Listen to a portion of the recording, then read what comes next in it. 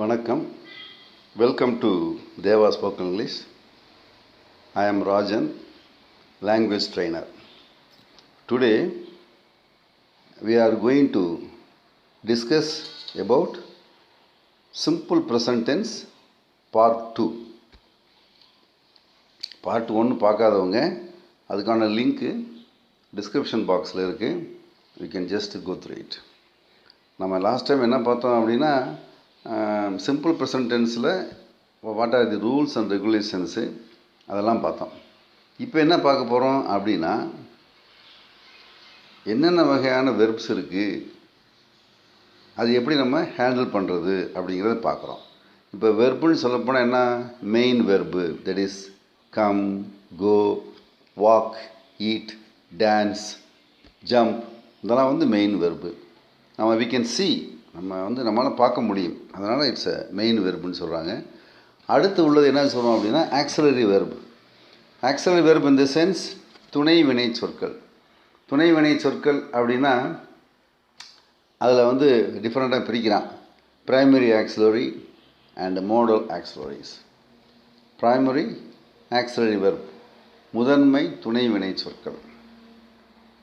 அதை பற்றி ஒரு தனி வீடியோ இருக்குது, நீங்கள் அதில் just you can go through it.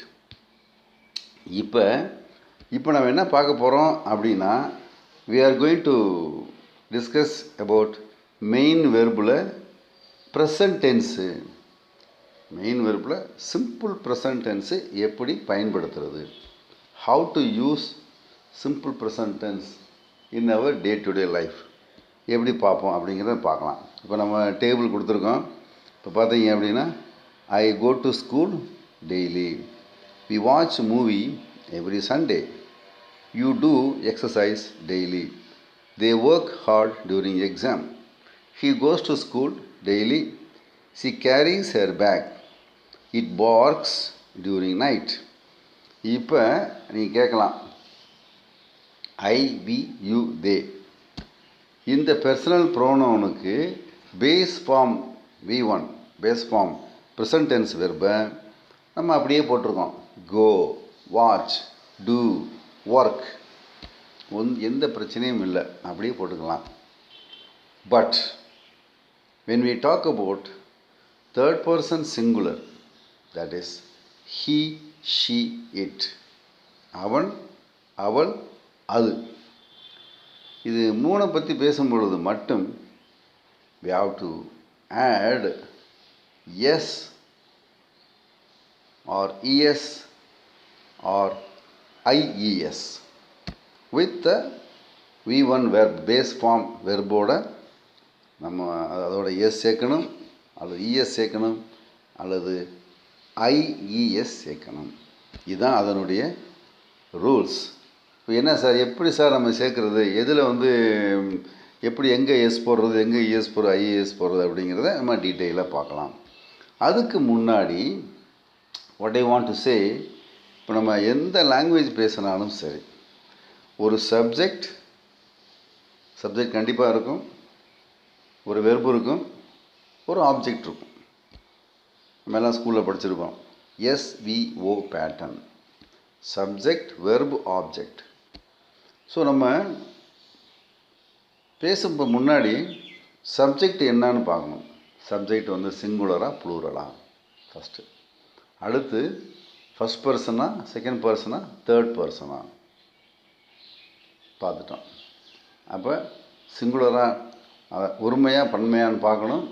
அடுத்து தன்மையாக, முன்னிலையாக, படற்கையா, first person, second person, third person.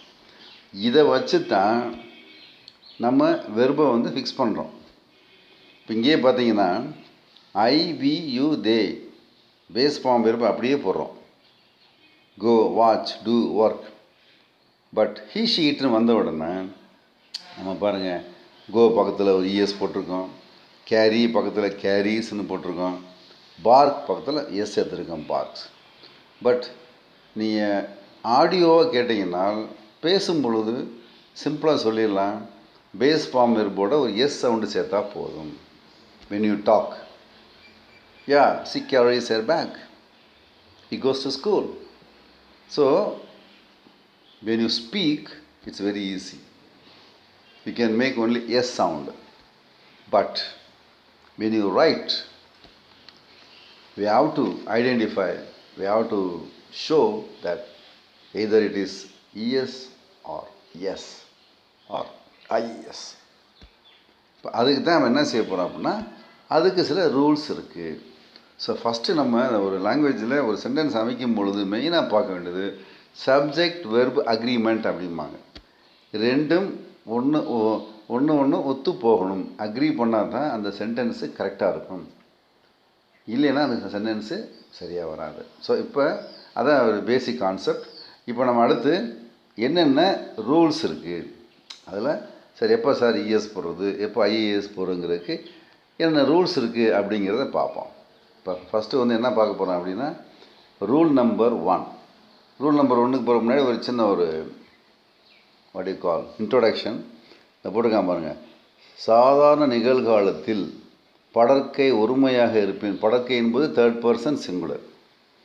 நிகழ்வடிவ வினை சொல்லுடன் ப்ரெசன்ட் ஃபார்ம் வெர்பு, அதாவது ப்ரெசன்ட் டென்ஸ் வெர்போட V1 சொல்லுவோம். நம்ம கிளாஸ்லையுமே V1 அப்படின்னா ப்ரெசன்ட் டென்ஸு, V2 அப்படின்னா பாஸ்ட் டென்ஸு, V3 வீனா வெர்பு, V3 அப்படின்னா பாஸ்ட் பார்ட்டிசிபிள்னு வச்சுங்க. அது என்ன சொன்னாங்க, V1 வெர்போட ES, IES, எஸ் ஆகியவைகளை சேர்க்க வேண்டும். இது வந்து பொது விதி. இந்த விதி ஒன்லி ஃபார் சிம்பிள் ப்ரெசன்ட் டென்ஸுக்கு மட்டும்தான் பயன்படுத்தணும், மற்றதுக்கு நம்ம பயன்படுத்தக்கூடாது. அதனால் நம்ம நீ எல்லாத்துக்கும் யூஸ் பண்ணணுங்கன்னா especially for the simple present டென்ஸுக்கு நம்ம பயன்படுத்த போகிறோம்.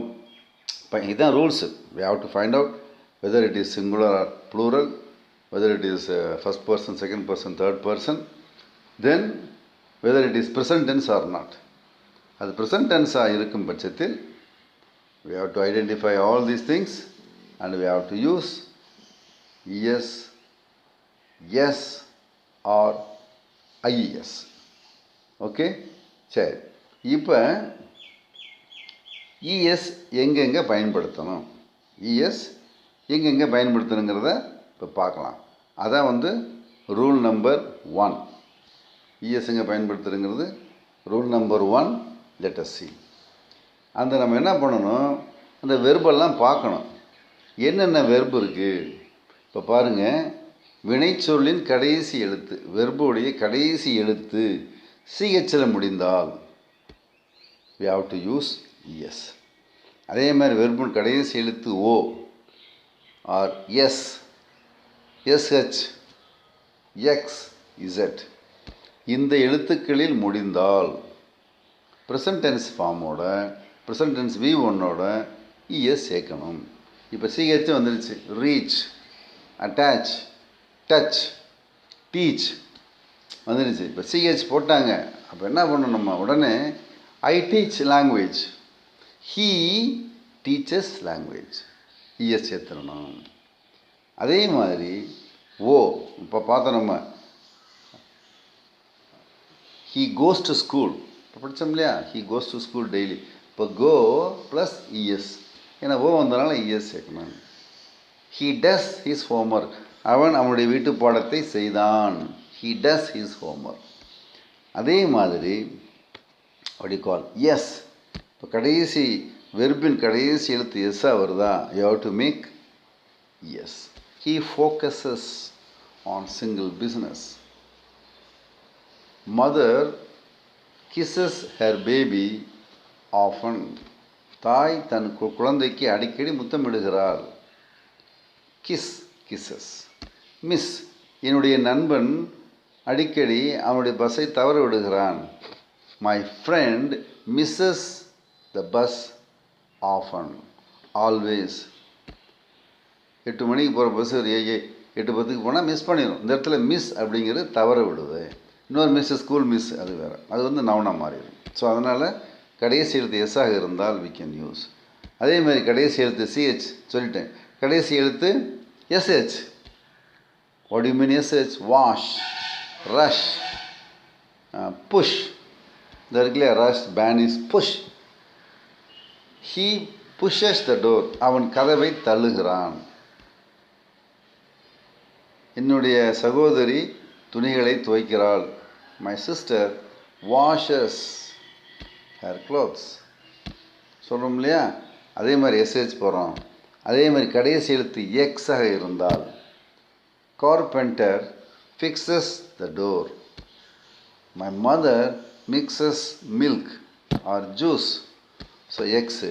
அதே மாதிரி இசட்டு ஜாஸ் பஸ். இது மாதிரி கடைசி எழுத்து இதெல்லாம் வந்தால் நீங்கள் கண்ணை மூடிக்கிட்டு you can use S. IES சேர்க்கும் முறை எப்படி சேர்க்குறான்? நிகழ்வடிவ வினைச்சொல்லின் கடைசி எழுத்து ஒய்யாக இருந்து அதற்கு முன்னால் மெய்யெழுத்து இருந்தால் கான்சோனன்ட். இப்போ கான்சோனன்ட்னா என்ன? வவ்வல்னா என்ன? வவ்வல்னா உயிரெழுத்து, கான்சோனன்ட்னா மெய்யெழுத்து. எத்தனை வவ்வல் இருக்குது? 5 வவ்வல்ஸ் இருக்குது. ஏஇஐஓயு. மிச்சம் உள்ளது எல்லாமே கான்சோனன்ஸு. மிச்சம் உள்ள 21 எழுத்துக்களும் லெட்டர்ஸும் கான்சோனன்ஸு. ஸோ இந்த ஒய்க்கு முன்னால், ஒய்ன்ற எழுத்துக்கு முன்னால் கான்சோனன்ட் வந்தால் ஒய்யை நீக்கிவிட்டு ஐஇஎஸ் சேர்க்கணும். சரி, சிம்பிள். Apply, reply, carry. பாருங்கள், ஒய்க்கு முன்னாடி எல் இருக்குது, ஒய்க்கு முன்னாடி ஆர் இருக்குது, மேரி, பரி. அந்த மாதிரி ஒய்க்கு முன்னாடி கான்சோனன்ட் வந்தால் கண்ணை மூடிக்கிட்டு ஒய்யை ரிமூவ் பண்ணி ஐஇஎஸ் போட்டுருங்க. He applies for a job. அவன் அந்த வேலைக்கு விண்ணப்பிக்கிறான். அப்ளைஸ். He replies immediately. அவன் உடனே ரிப்ளை கொடுக்கிறான். ஸோ நம்ம என்ன கவனிக்கணும்? கடைசி எழுத்து ஒய்யா இருக்குது. எதில்? வெர்பில். நவுனில் பார்க்கக்கூடாது. Only verb. வெர்பில் கடைசி எழுத்து ஒய்யாக இருந்து அதுவே தேர்ட் பர்சன் சிங்குலராக இருந்தால் ஹீ ஷீ இட்டு வர்ற மாதிரி வந்துச்சு அப்படின்னா நீ கண்ணை மூடிக்கிட்டு ஒய்யை ரிமூவ் பண்ணிவிட்டு ஐஇஎஸ் போடுங்க. John Mary's Rita.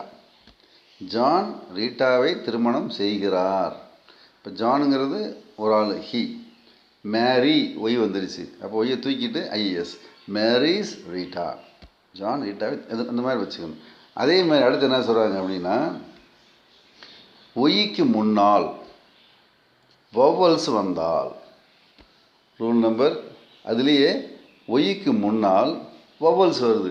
What you mean vowels? A E I O U. ஒய்க்கு முன்னால் வவ்வல்ஸ் வந்துச்சு அப்படின்னா கண்ணை மூடிக்கிட்டு நீங்கள் ஒய்யுடன் எஸ் சேர்த்தா போதும். இந்த பாருங்கள், buy, pay. I buy vegetables. My mother buys vegetables. I play cricket. We play cricket. My friend Kumar plays cricket. S போடணும். இது மறந்துடக்கூடாது. ரொம்ப பேர் ஃபாஸ்ட்டாக பேசும்பொழுது மறந்துடுறாங்க. தவறுகள் தயவுசெய்து பண்ணாதீங்க. இது ஒன்லி ஃபார் சிம்பிள் ப்ரெசன்டென்ஸ் மட்டும்தான் இந்த தலைவலியே. கொஞ்சம் ப்ராக்டிஸ் பண்ணிட்டோம்னா நமக்கு தடுமாற்றம் வராது. தெளிவாக நன்றாக பேசிடலாம். இங்கே தான் ரொம்ப பேர் தப்பு பண்ணுவாங்க. அதனால் ரொம்ப படித்தவங்க கூட சம்டைம் அப்படி பேசலாம். I have money. ஹீ ஹேவ்னு சொல்லக்கூடாது. He has money. எஸ் வந்துருச்சு பாருங்கள். ஸோ அதே மாதிரி தான் அந்த தேர்ட் பர்சன் சிங்குலராக வரும்போது he she it, my mother, my sister, my father, my friend, Kumar, Ram, Joseph, Muhammad அப்படின்னு சொல்லும்பொழுது சிங்குலர். ஸோ இம்மீடியட்டாக என்ன பண்ணணும்? இந்த வெர்போட எஸ் போடணுமா, ஐஎஸ் போடணுமா, ஐஎஸ் போடணுமா, டக்குன்னு தூக்கி அதை போட்டு விட்டுறணும். மேக்ஸிமம் நீங்கள் பார்த்தீங்க அப்படின்னா ஒரு 80% எஸ் மட்டும் ஆட் பண்ணுற மாதிரி தான் வரும். ஒரு 10% இஎஸ் வரும், ஒரு 10% ஐஇஎஸ் வரும். ஸோ அதனால் we are in the safe side. நீ எஸ் போட்டாலே போதும். பட் இருந்தாலும் when you write, when you send material, when you send email, when you write something, it should be very clear. So இதுதான் மெயினானது. வினைச்சொல்லின் கடைசி எழுத்து ஒய்யாக இருந்து அதன் முன் வவ்வல் இருந்தால் எஸ் சேர்த்துருங்க. 3 விதி 3. மற்ற எல்லாத்துக்கும் இதை தவிர, விதி 1 மற்றும் 2 இதை தவிர மற்ற எது வந்தாலும் ப்ரெசன்ட் டென்ஸு வெர்போட வெறும் எஸ் போட்டால் போதும். He jumps, she walks, she dances, it barks. இட்டுனா டாக் வச்சுங்களேன். It barks. ஸோ அதனால் நம்ம கண்ணை மூடிக்கிட்டு நீங்கள் சூப்பராக போடலாம். நான் ஒன்று சொல்ல விரும்புகிறேன், தயவுசெய்து நல்ல கவனமாக கேளுங்க. நாம் ஆங்கிலத்தில் பேசும் பொழுது பொதுவாக ஒரு தமிழ் பீப்புள் அப்படின்னா தமிழில் திங்க் பண்ணி தான் நம்ம ஆங்கிலத்தில் பேசுவோம். அதான் இயல்பு. ஒரு ஜாப்பனீஸ் இங்கிலீஷ் பேசுகிறாங்கன்னா first he will make it into the Japanese language, then he will go for English. அப்போ தான் நமக்கு சிக்கலே வருது. அதுக்கு நான் என்ன பண்ணுறேன், நான் ஒரு டெக்னிக் யூஸ் பண்ணுறேன். என்னுடைய ஸ்டூடெண்ட்ஸ்க்கு அதை சொல்லி கொடுத்துக்கிட்டு இருக்கேன்.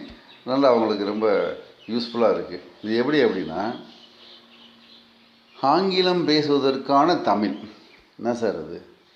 அதான் anglicised Tamil. What you mean? ஆங்கிலம் பேசுவதற்கான தமிழ். நான் தினமும் கோயிலுக்கு போகிறேன் சொல்லியாச்சு. சரி, இப்போ இது அப்படி நான் இங்கிலீஷில் சொன்னேன்னு வச்சுங்களேன், ஐ டெய்லி டெம்பிள் கோ. ஸோ இப்படி நம்ம தமிழில் இப்படி பேசிக்கிட்டு மனசில் நினச்சிக்கிட்டு இங்கிலீஷை டிரான்ஸ்லேட் பண்ணால் இப்படி தான் வரும். But it's wrong. தமிழை பொறுத்த வரைக்கும் வினைச்சொல் வெர்ப் எப்போவுமே மேக்சிமம் கடைசியில் வரும். ஆங்கிலத்தை பொறுத்த வரைக்கும் வினைச்சொல் சப்ஜெக்ட்டுக்கு அடுத்து வரும். 99% அதுதான். எல்லாத்துலேயும் எக்ஸப்ஷன் இருக்குது, விதிவிலக்கு இருக்குது, அதை பற்றி கவலைப்பட வேணாம். ஸோ அப்போ என்ன சார் பண்ணுறது அப்படின்னா, நான் ஒரு அதான் சொன்னேன் இல்லையா, ஆங்கிலிசைஸ்டு தமிழ், ஆங்கிலம் பேசுவதற்கான தமிழ். என்ன செய்யணும் அப்படின்னா, மனசுக்குள்ளே இப்படி சொல்லணும், நான் போகிறேன் கோவிலுக்கு தினமும். ஐ கோ டு டெம்பிள் டெய்லி. சரியா? ஆனால் இது மனசு சொல்லிக்கணும். வெளியே சொல்லணும்னா என்னடா என்ன இப்படி பேசுகிறேன் அப்படிம்பாங்க. அது நடைமுறை இப்படி பேச முடியாது. ஸோ மனசுக்குள் இப்படி தான் சொல்லிக்கணும். Mind voice. நான் தினமும் கிரிக்கெட் விளையாடுகிறேன். நான் விளையாடுகிறேன் கிரிக்கெட் தினமும். I play cricket daily. என்னுடைய நண்பன் தினமும் எங்கள் வீட்டுக்கு வருகிறான். என்னுடைய நண்பன் வருகிறான் என் வீட்டிற்கு தினமும். My friend comes to my house daily. இதை மட்டும் கொஞ்சம் தயவு செய்து நீங்கள் கொஞ்சம் ப்ராக்டிஸ் பண்ணுங்கள்.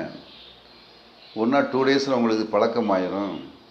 அப்புறம் ஆங்கிலம் பேசுவது கண்டிப்பாக மிகவும் எளிதாக இருக்கும். என்னுடைய கான்செப்டே எளிமையாக பேசுகிறது தான். கஷ்டப்படுத்தி பேசணும்ல, ரொம்ப எளிமையாக பேசிடலாம். இதை கொஞ்சம் தயவுசெய்து ட்ரை பண்ணி பாருங்கள். டெஃபினட்டாக யூ வில் சக்சீட். ஸோ அதனால் இதான் நான் என்னுடைய பசங்களுக்கு சொல்லி கொடுத்துட்ருக்கேன் கடந்த ஒரு 20 years-ஆ. எல்லாருமே they are well and good. Okay, it's good. நல்லா ஈஸியாக அவங்களுக்கு புரியுது. ஸோ அதனால் இந்த மெத்தடை கொஞ்சம் நீங்கள் ட்ரை பண்ணுங்கள். ஏதாவது இதாக இருந்தால் ஜஸ்ட்டு கமெண்ட்டில் சொல்லுங்கள்.